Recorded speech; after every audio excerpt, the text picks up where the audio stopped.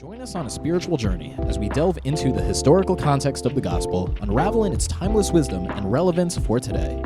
In each episode, we explore the teachings of Jesus with a unique focus on how they can be applied to our everyday lives, navigating the challenges of the modern world with faith and wisdom. Join Father Peter Kaczmarek as he welcomes you to Build on the Rock. Well, good morning, everybody. This is Father Peter from St. Francis Parish, and we have an Easter message for you. Now, when you say Easter message, well, you can think it's all fluff and no stuff, that everybody has an Easter message. But as a matter of fact, Christ's Easter message was really one for us on the cross.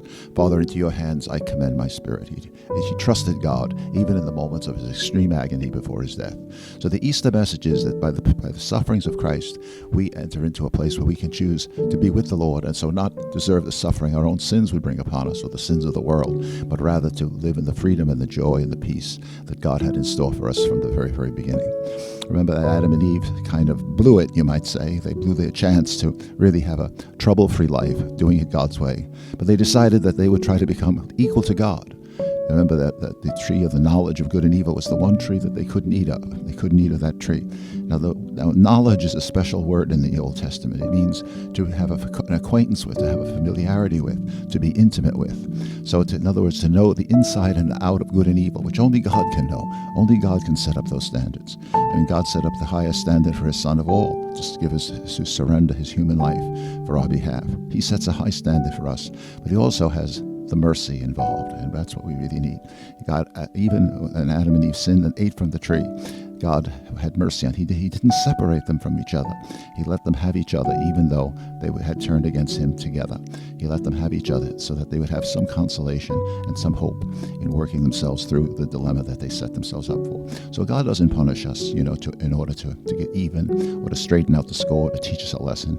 If there's any punishment involved, it's what we bring upon ourselves. And God, of course, steps back so that we can learn what the price of living without him really would mean. Because after all, it would mean isolation, ultimately. Separation, not only from God, but from one another. Hell must be the loneliest place in the world. No friends, nobody really you can rely on, nobody you can trust. I don't know about the flames. The church teaches that there are real flames there, but there must be some understanding, because after all, real flames burn things up, whereas hell is eternal. So you're not getting burned up, but you're getting burned. So there's something different about the chemistry of it. I'm not sure exactly how to describe it, but the church says it's real flames. In other words, it's real punishment. You say, but now here's Easter. See, the Lord is risen. And they were so amazed to find that he had really come back to life. They could hardly believe their eyes. They must have been rubbing their eyes quite a bit. Did I really see him? Did I really see him? Did it really happen? And then, of course, we know about Thomas, his doubting. So don't be afraid of your doubts. Lord, I believe, help my unbelief. That's the best word a person can pray to, especially young people. They listen to what the church has to say, and church doesn't look like such an impressive outfit to them. To us, back in the 1950s, the church was everything. It was an impressive outfit, humanly impressive, even though you looked a little beneath the surface. You see there were real human faults, and people had disagreements and struggles and so forth like that. But nonetheless, there was an impressive outfit every year in our parish. For instance, in St. Boniface in Elmont, we had a vocation to the priesthood and some to the religious life every single year. Forget about it, just once every so often. Now, every single year, a young man was coming forward, going on to priesthood, regular diocesan priesthood, or sometimes the Passionist Fathers or the Jesuits or something like that. They went on. So it was an impressive thing. But now we have to look deeper. It's not the human impressiveness of it that we're after. We're after the inner logic, the inner wisdom that only Christ can give. So when we say Happy Easter, we say it with a great depth, a great profundity, a great willingness to open our hearts to all that God has in store for us.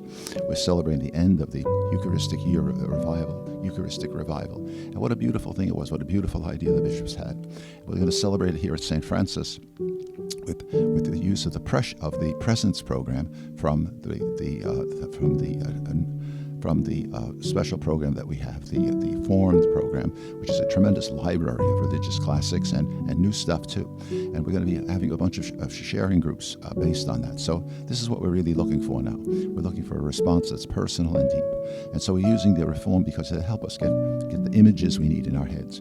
One of the things that is difficult is because we rely in our culture on images so often to help us with words, whereas the sermon is only words, you see. We need something a little bit more sometimes. So the the form program will help us with that and help us be dialogue partners with each other as we seek to discover the meaning of Christ's presence, not just in the world in general, but in particular in the Eucharist. How amazing it is that Christ chooses to come to us in this humble, simple way. Bread is the most common thing of all, and yet, of course, God has chosen to make it a divine reality himself in the Eucharist. It's just amazing, really, when you come down to it. All that God does for us to get our attention, to get our focus, not to frighten us, but to draw us closer to himself. So think about joining us for the Presence program during the springtime, and think also about the fact that we have a community here, a community of believers, not perfect people, not always humanly impressive people, not the richest, not the most famous, not the most learned, but yet a wonderful group of people trusting and praising the Lord, helping each other find salvation, and in the long run, celebrating the great things that God has done, not what we have done, but what God has done for us. Amen. Alleluia. Happy Easter, everybody. God bless you.